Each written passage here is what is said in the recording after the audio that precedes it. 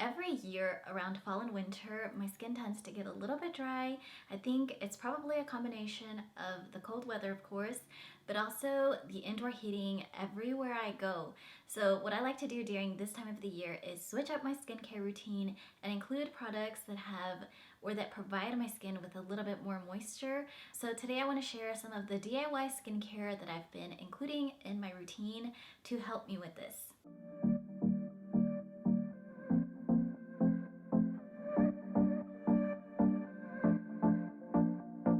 On any regular day, I like to use a tea tree facial cleanser to wash my face, but when my skin is feeling dry, I like to use something that will provide my skin with more moisture.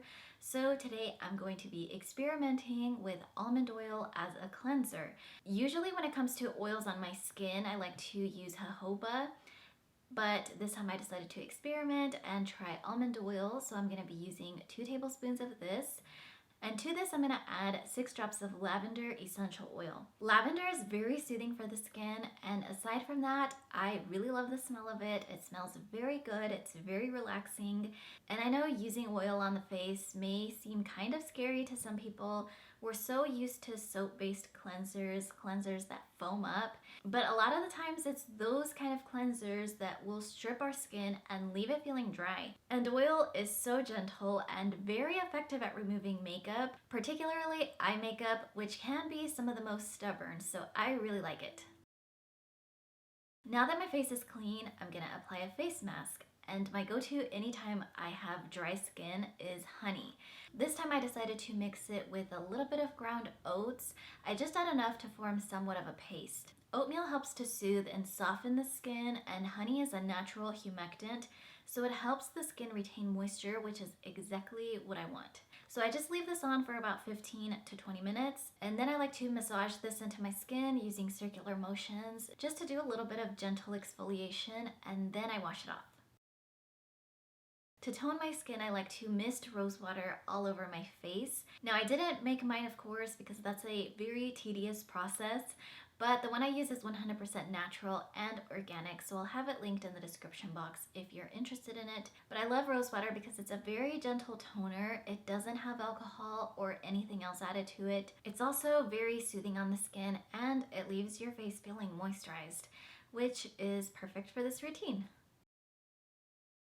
Right after I spritz my face with rose water, I like to apply my hyaluronic acid serum. I shared a video about this very recently.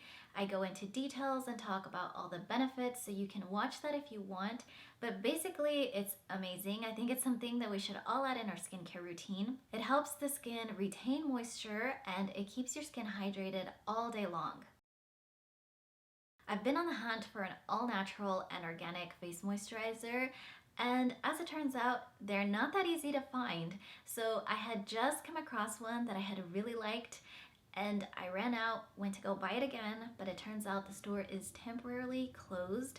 So here I am experimenting and making my own at home once again, which is not a bad thing. This is something that I enjoy doing. I have so many videos on many recipes that I make here at home, but I also enjoy using products that I don't necessarily have to make all the time. Thankfully, I came across a recipe by Better Shea Butter, and I'll have it linked in the description box. And I really liked it. The only thing is I prefer to make my products in small quantities. So I reduced the recipe significantly, but it's really easy to make. You basically just melt all the butters and the oils together using a double boiler system. And then you put this in the fridge for about 1 hour, and then you can mix it using a handheld mixer, a whisk. You can even use a fork for this. I'm also adding 3 drops of frankincense. This is one of my favorite essential oils for the skin. This has so many wonderful skin benefits, and it's incredibly moisturizing. My sister tried it out and she wants me to make her one as well, so I will be doing that very soon.